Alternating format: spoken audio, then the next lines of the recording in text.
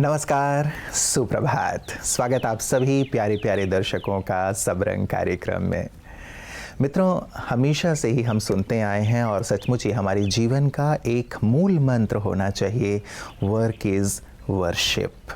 यदि हम कार्य की पूजा करते हैं, कार्य के प्रति समर्पित रहते हैं, यदि कार्य के प्रति पूरी ही ईमानदारी बरतते हैं और एकाग्रतापूर्वक उसे संपादित करने के लिए पूरी तरह से अपना बीसों नाखूनों का जोर लगा देते हैं, तो सचमुच वो कार्य हमें बहुत बल देता है, शक्ति देता है और फलीभूत भी होता है।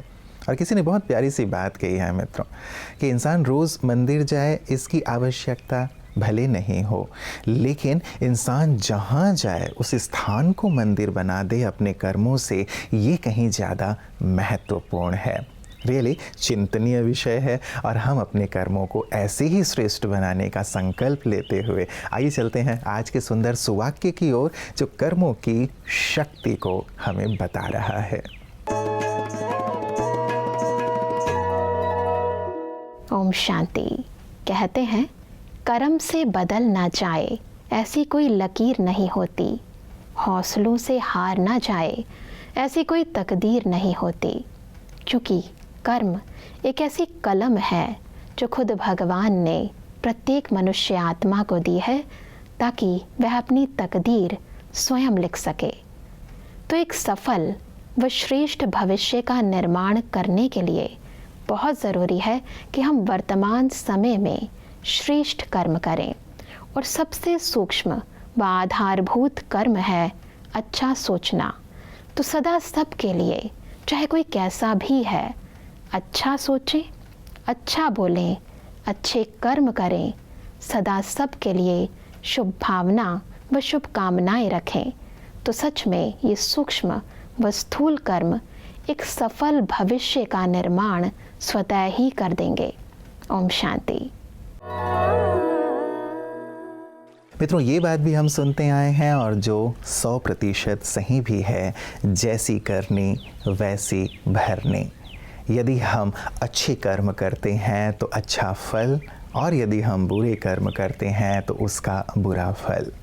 न्यूटन जी भी तो कह ही गए हैं ना कि हर क्रिया के विपरीत और बराबर प्रतिक्रिया होती ही है, चाहे वो तत्काल दिखाई दे या फिर बाद में दिखाई दे। तो हम अपने कर्मों को क्यों ना श्रेष्ठ बनाएं। और वैसे भी देखा जाता है कि अच्छे कर्म करने से मन सुकून से, शांति से, आनंद से भरा हुआ होता है, अन्यथा हमारा ही मन विचलित होता है, जो अनेक प्रकार के मानसिक और शारीरिक बीमारियों को भी जन्म देता है। तो क्यों ना हम अपने कर्मों पर पूरा ध्यान दें, और साथ ही ध्यान दें आज के हमारे सेगमेंट आपकी सेहत आपके हाथ। ओम शांति फ्रेंड्स। दोस्तों, जो एडल्ट्स को जो डायबिटीज़ होती है उसको हम टाइप 2 डायबिटीज़ कहते हैं, और उसमें मेनली जो मुख्य कारण है, जैसे हमने बात की थी, कि वो है हमारा इंसुलिन रेजिस्टेंस। अर्थात इंसुलिन है, हमारा पेनक्रियाज इंसुलिन बना रहा है कि तो इंसुलिन से हमारा बॉडी, हमारा शरीर जो ग्लूकोज है वो उसको शुगर कम नहीं कर पा रहा है। तो इंसुलिन भी ज़्यादा है और ग्लूकोज लेवल, उसके इंसुलिन हाई होने के बावजूद भी ब्लड ग्लूकोज लेवल ज़्यादा है। तो दोस्तों, ये इसको हम टाइप 2 डायबिटीज़ कहते हैं। यूजुअली एडल्ट्स में होती है, पर कभी कभी बच्चों में भी ऐसा हो सकता है, यंग एज में भी, जैसे 20-22 साल की उम्र में भी ऐसा देखने में आ रहा है। दूसरी टाइप 3 डायबिटीज़, जिसे हम टाइप 3C डायबिटीज़ कहते हैं। टाइप 2 डायबिटीज़ भी एक टाइप 3C डायबिटीज़ है। उसमें क्या होता है, यूजुअली जैसे पेनक्रियाटिस हो गया या पेनक्रियाटिक ट्यूमर हो जाता है, या और पेनक्रियाज में कुछ मतलब और पेनक्रियाटिक क्रॉनिक पेनक्रियाटिक डिजीज़ होती है, वो अगर हो जाती है तो उसकी वजह से पेनक्रियाटिक सेल्स डैमेज हो जाती हैं और उसकी वजह से डायबिटीज़ हो जाती है।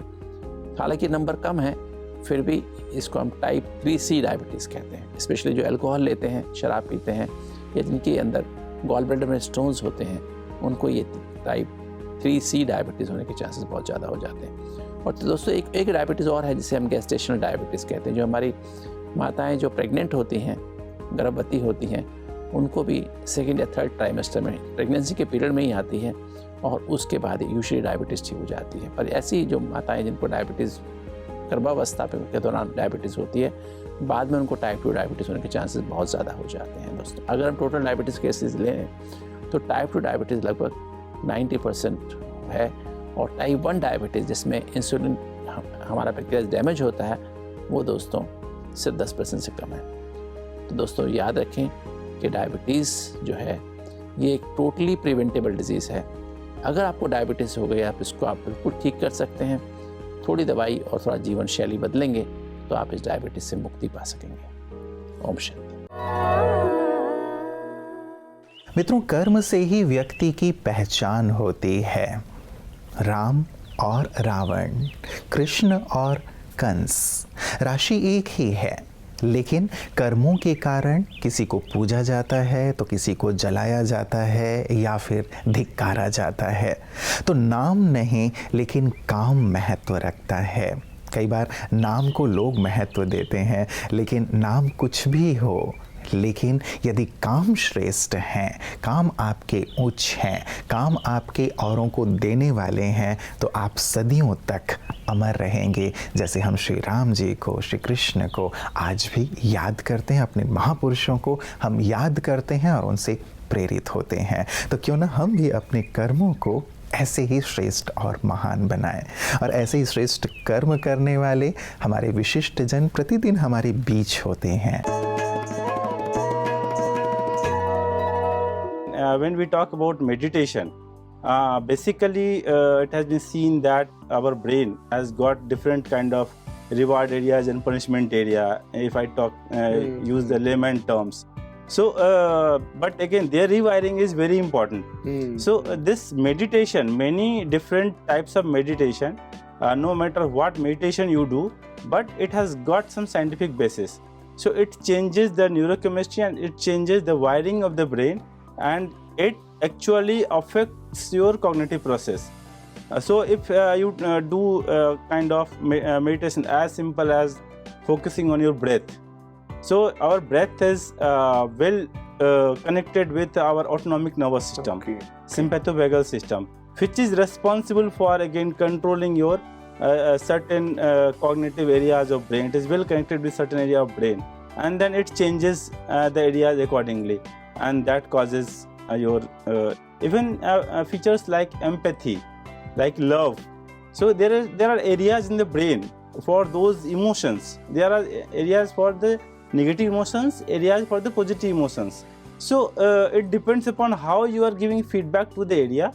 It rewires accordingly, and that reflects again to change in the neurochemistry, that reflects into the physical changes in your body.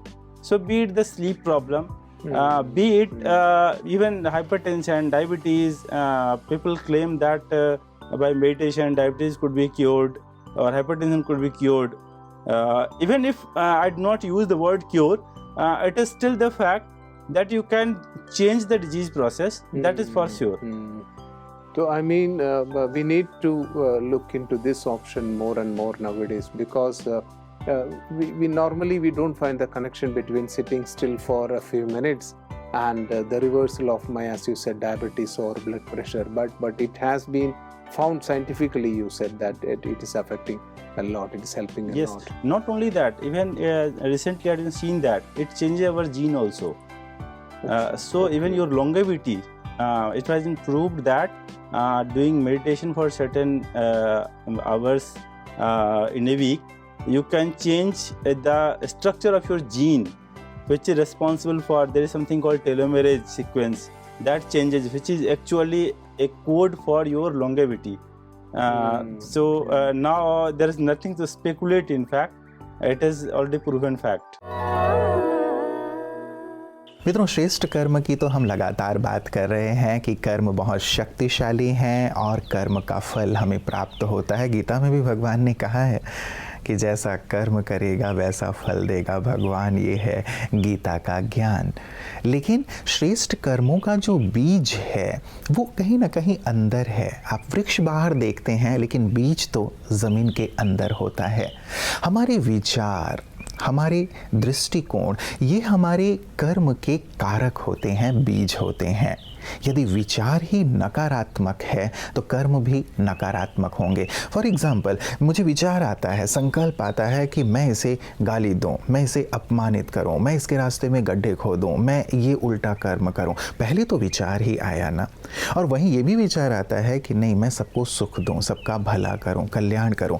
बीज हमारे विचार हैं। तो विचारों को कैसे हम शुद्ध और श्रेष्ठ बनाएं, यही राह ब्रह्मा कुमारी सभी को दिखाती हैं। और इसी सुंदर सेवा कार्य को हम पीस न्यूज़ हाइलाइट्स में प्रतिदिन देखते हैं। आइए देखें।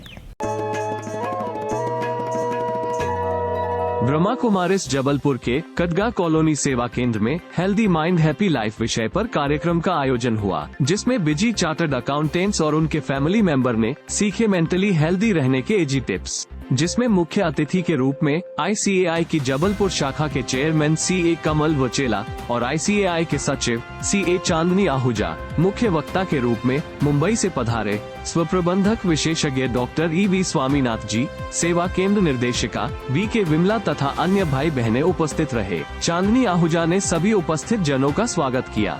ब्रह्मा कुमारी विमला दीदी ने सभी को जीवन में मेडिटेशन को अपनाने के लिए प्रेरित किया। तो मित्रों, आज सारी चर्चा अच्छे कर्म पर। आज का होमवर्क आपके लिए कि आप ज़रूर विचार करें कि ये अच्छे कर्म हैं क्या और कैसे हम इन्हें अपने जीवन में शामिल करें। दूसरों को सहयोग देना, दूसरों को अप्रिशिएट करना, दूसरों को आगे बढ़ाना, कुछ ऐसे कार्य जो सचमुच किसी व्यक्ति के जीवन को बनाने में, संवारने में मदद कर सकें। सुखदायी बोल देना ताकि कोई बेचारा कष्ट में है तो उसे आराम और राहत मिल सके। ये सारे कर्म हैं मित्रों, जो कि हम दूसरों को सुकून दे करके अपने जीवन के लिए एक नई और सुंदर राह का निर्माण कर सकते हैं। और वैसे भी कई लोग ये सोच सकते हैं कि अरे अच्छे कर्म करो, अच्छे कर्म करो, ये तो हम सुनते हैं, करने से फ़ायदा क्या होगा। फ़ायदे तो बहुत सारे हैं, लेकिन एक फ़ायदा, आपको रात को बहुत अच्छी और सुकून की नींद आएगी। वैसे भी हम इंसान हैं, जीव मंडल के सर्वोच्च प्राणी हैं, हम भगवान के बच्चे हैं और भगवान तो दाता है ना। व्यापारी ना बने कि कोई कुछ देता है तब मैं उसे कुछ दूं। नहीं, आप भगवान के बच्चे, सबको देते चलो, प्यार देते चलो, सबका कल्याण करते चलो, सबकी अच्छाई करते चलो, सबको मार्ग दिखाते चलो। जो भी अच्छे से अच्छा है वो आप करते चलो। आप देखेंगे आपकी पुण्य की पूंजी जमा होती चलेगी और ये आपको उस स्थान पर पहुंचाएगी जिस स्थान पर पहुंचना हर एक व्यक्ति का स्वप्न होता है। आप आदर्श बन जाएंगे, सबके लिए प्रेरक बन जाएंगे। तो अनंत शुभकामनाओं और दुआओं के साथ नमस्कार। ओम शांति।